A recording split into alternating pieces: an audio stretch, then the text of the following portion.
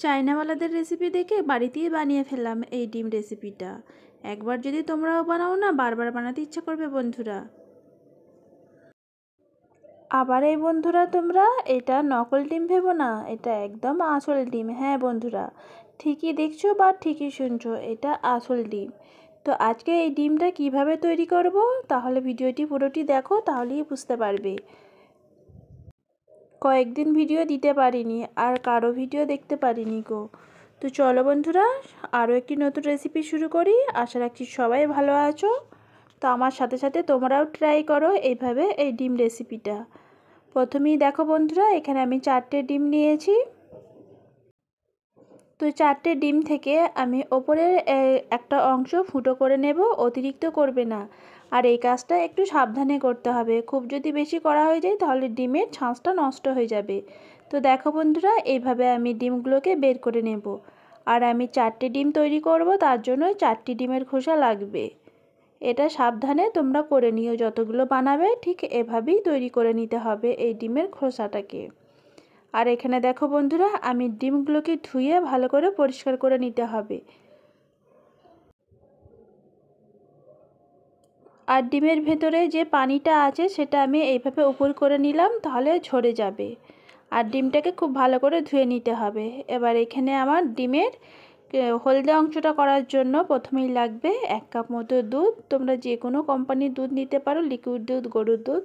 তো এখানে দুধটা খুব সুন্দরভাবে ফুটে গেছে। তো এখানে আমি দিয়ে দিচ্ছি 1 চা চামচ মতো ভিনিগার। তোমরা ভিনিগারের জায়গায় লেবু দিয়েও কিন্তু এই দুধটা কেটে নিতে পারো। আর এখানে দেখো বন্ধুরা, সুন্দরভাবে ছানাটা কেটে গেছে আর তৈরি হয়ে গেছে। এবার তুলে নেব।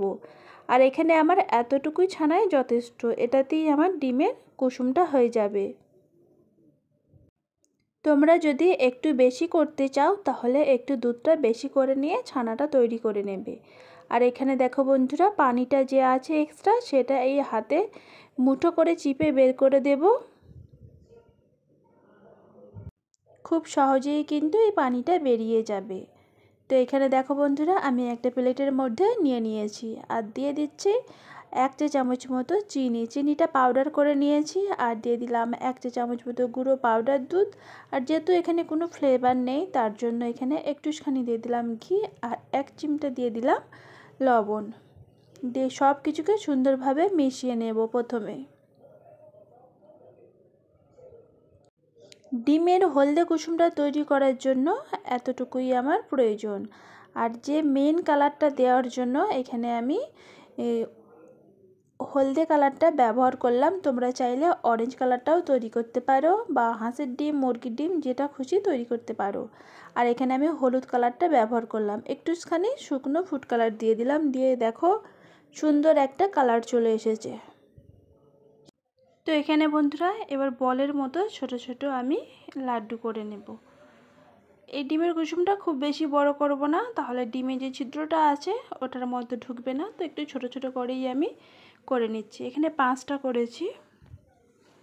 শুধু বন্ধুরা ডিম সিদ্ধ নয়, সাথে ডিম পোচও কিন্তু করে দেখাবো। তো এখানে দেখো বন্ধুরা, তো রেডি হয়ে গেছে। এবার এই যে ডিমের মধ্যে আমি ওই ডিমের কুসুমটা দিয়ে দেব একটা করে। আর সাইডে একটু লেগে গেলেও সমস্যা নাই, একটু মুছে নিলেই হবে।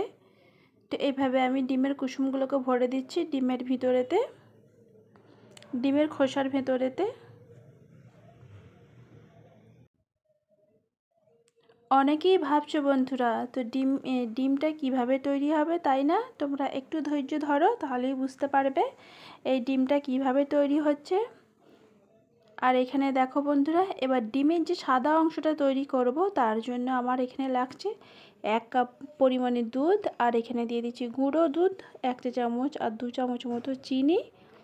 আর এখানে ব্যবহার করব জেলেটিন। তো আমি এই জেলেটিনটা দিয়েই তৈরি করব। তোমরা চাইলে আগার আগার পাউডার দিয়েও তৈরি করতে পারো।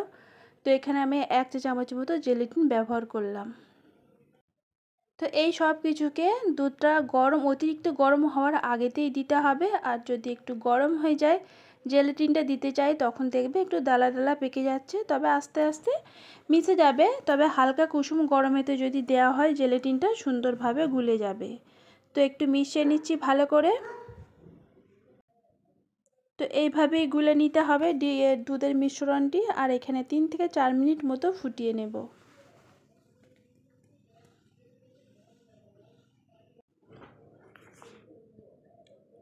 তো এখানে দেখো বন্ধুরা সুন্দরভাবে দুধটা ফুটে উঠেছে, আর দুধটা কিন্তু অনেকটা ঘন হয়ে গেছে, দেখেই বুঝতে পারছো বন্ধুরা। তো এবারে এখানে দেখো বন্ধুরা একটা আমি গ্লাসের মধ্যে ঢেলে নেব, তাহলে ঢালতে সুবিধা হবে। তো এই পর্যায়ে আমি এই ডিমের মধ্যে দিয়ে দিচ্ছি ডিমের সাদা অংশটাকেও একটু ভরে ভরে দিতে হবে, তাহলে সুন্দর একটা ডিমের শেপ চলে আসবে।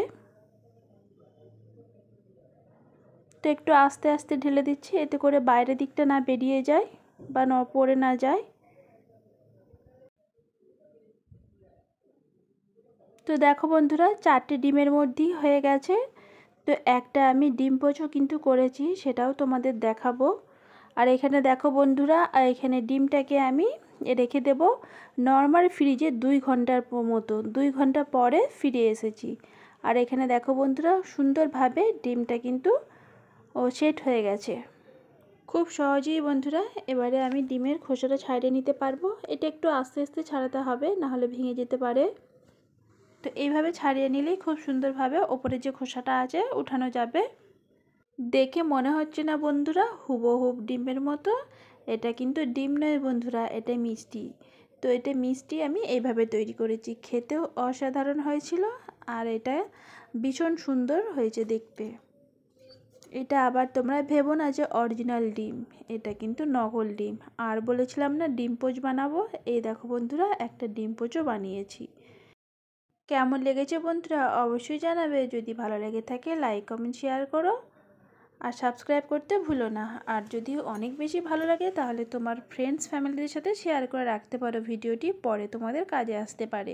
তোমরাও এইভাবে বানাতে পারো। তো এখানে দেখো বন্ধুরা একটা কেটে দেখাচ্ছি কীরকম লাগছে দেখতে বলো তো। এতক্ষণ আমার সাথে থাকার জন্য অসংখ্য ধন্যবাদ সবাই।